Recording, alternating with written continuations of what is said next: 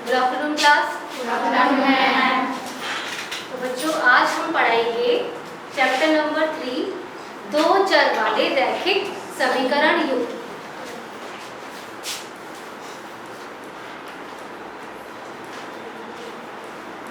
Chapter number 3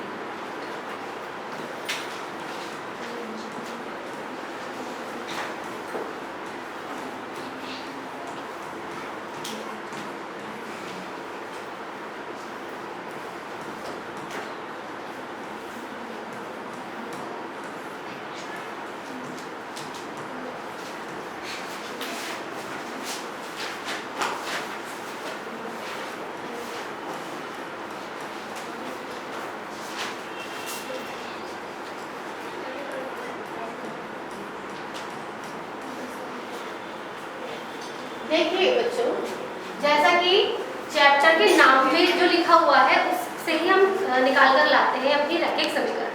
ठीक, सबसे पहले तो हमने ये लिखे दो चर, x ले लिया और y ले लिया। ये क्या है? दो चर। ठीक है, दो चर वाले रैखिक। रैखिक का मतलब जो चर राशि हमने ली है उसकी घात क्या होनी चाहिए? a। यहाँ पर कोई घात नहीं लिखी हुई, इसका मतलब क्या है? तो a। ठीक, ना भी लिखे तो भी चल जाएगा। ठीक, अब हमें क्या बनानी है? समीकरण। रैखिक तक बन गया। रैखिक अगर इन्हें हम जोड़ दें या घटा दें, कुछ भी ले सकते हैं, जोड़ लें या घटा लें, तो ये क्या बन के दे रहा है? एक बहुपद, है ना। और समीकरण बनाने के लिए हमें क्या लाना पड़ेगा? इसमें बराबर का चिन्ह। क्या लाना पड़ेगा? बराबर का चिन्ह। बराबर 0 भी ले सकते हैं और बराबर कोई अंक भी ले सकते हैं। यहाँ पर हम बराबर 0 ले रहे हैं। ठीक, अब उसके बाद क्या कहना है? युग्म। युग्म का क्या मतलब है? इसमें जोड़ा। युग्म का मतलब क्या होता है? जोड़ा।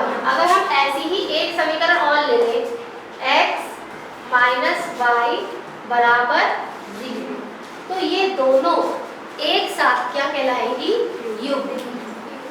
दो चर वाले रैखिक समीकरण युग्म। अब इसमें ये जरूरी नहीं है कि ये बराबर हमेशा 0 के आए, है ना, कोई अंक भी हो सकता है। इसलिए एक इसमें एक चीज और ली गई, अचर पद, जिसे हम c से दर्शाते हैं, प्लस c। ठीक है, और x का और y का अभी तो यहाँ पर कोई गुणांक नहीं है, कोई ना कोई गुणांक भी होता है, तो हम उसे किससे दर्शाएंगे? x के गुणांक को a से और y के गुणांक को b से। क्योंकि हम ये दो समीकरण ले रहे हैं तो हम पहले वाले को a1, पहले वाले की जितनी भी अचर राशि है उसको a1, b1 और c1 से दर्शाएंगे। ठीक, ऐसे ही दूसरे में भी लिखेंगे a2, b2 और c2। इतना समझ में आया? अगर केवल एक ही समीकरण लिखनी हो दो चर वाली रैखिक, तो हम क्या लिखेंगे? ax plus by plus c बराबर 0। क्लियर? Yes ma'am. अच्छा, ये तो हमारा युग्म है, जोड़ा है। ठीक, अगर केवल एक ही लिखेंगे तो हम क्या लिखेंगे? ax plus by plus c बराबर 0। ठीक, जहां x और y, x, y क्या है? दो चर है।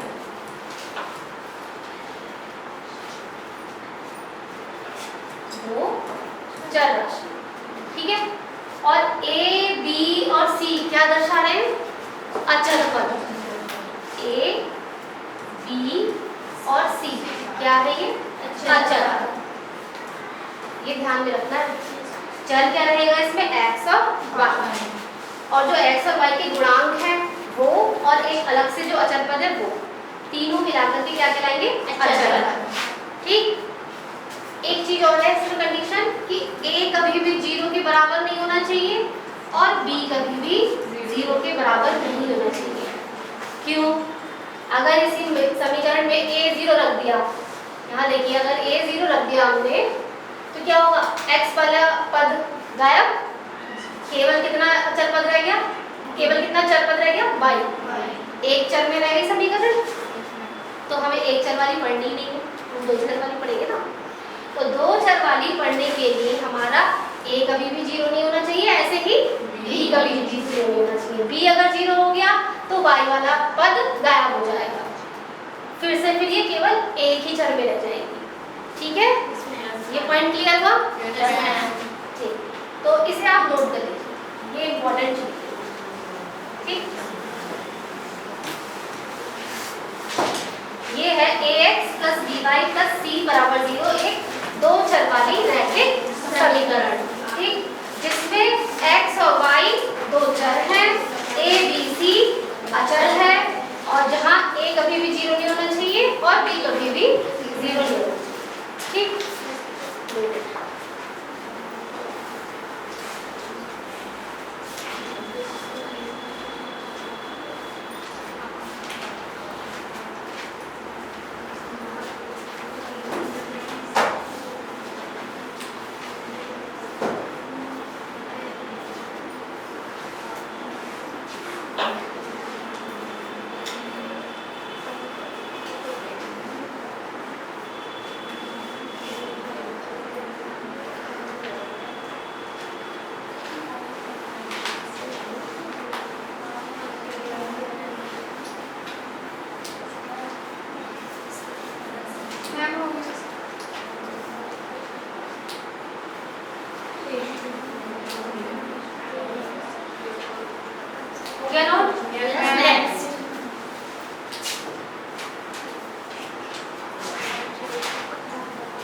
नेक्स्ट है आपका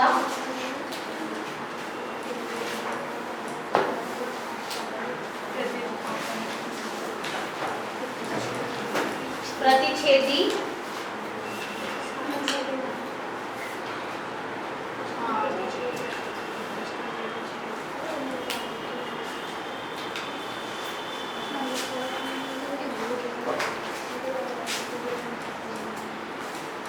संपाती और समांतर रेखाएं।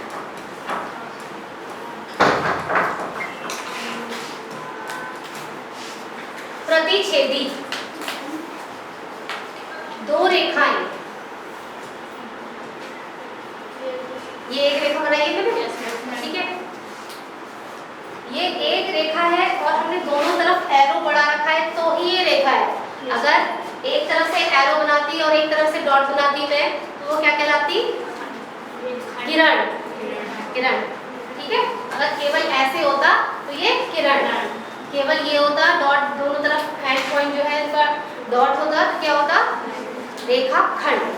ठीक है,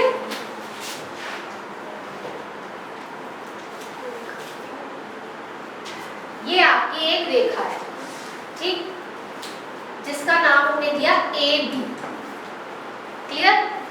एक रेखा हमने और बनाई जो इसको काटती हुई जा रही है, और जिसका नाम हमने दिया है डी सी क्यू। ठीक है, ये दोनों रेखाएं आपस में एक बिंदु पर काट रही है या प्रतिच्छेद कर रही है। प्रतिच्छेद का मतलब आपस में कटना, टकराना। ठीक है, प्रतिच्छेद कर। तो ये अगर ये इसमें दिखाई दे रहा है आपको कि ये कितनी बिंदुओं पर प्रतिच्छेद कर रही है, एक। ठीक है, तो इस तरीके की रेखाएं ये कहलाती है प्रतिच्छेद। अब आइए संपाती। संपाती का अर्थ है कि एक रेखा के ऊपर दूसरी रेखा का स्थित होना। ठीक है, जैसे हमने ये एक रेखा दिखा दी ए बी से दर्शा दी। अब हम दूसरी रेखा ले रहे हैं, वो भी इसी के ऊपर लेते हैं, जिसको हम किससे दर्शा रहे हैं, पी क्यू से। इसमें हम ये देख रहे हैं कि ए बी के ऊपर पी क्यू स्थित है ना, तो पी क्यू का हर एक बिंदु ए बी पर है, मिल रहा है, तो ये कई बिंदुओं पर मिल रही है। इसका अर्थ क्या हुआ कि ये संपाती रेखाएं कई बिंदुओं पर मिल रही है। पहले वाले में क्या था प्रतिच्छेदी में कि केवल और केवल एक बिंदु पर मिलती है। ठीक है, संपाती में क्या हुआ, ये कई बिंदुओं पर समांतर रेखाएं होती हैं हमारी रेल की पटरियों की तरह, जो आपस में कभी नहीं मिलती। ठीक है, समान अंतर पर रहती है हमेशा, आपस में कभी नहीं मिलती। क्लियर? Yes ma'am. अब इन्हीं रेखाओं को हम रैखिक समीकरण द्वारा समझाएंगे। ठीक है, अब इस वाली रेखा का उदाहरण देखिए, प्रतिच्छेदी रेखा का। मान लीजिए हम दो रैखिक समीकरण युग्म लेंगे। ठीक है, एक हमने लिया 3x प्लस 5y माइनस 5 बराबर 0। ठीक है, दूसरा हमने लिया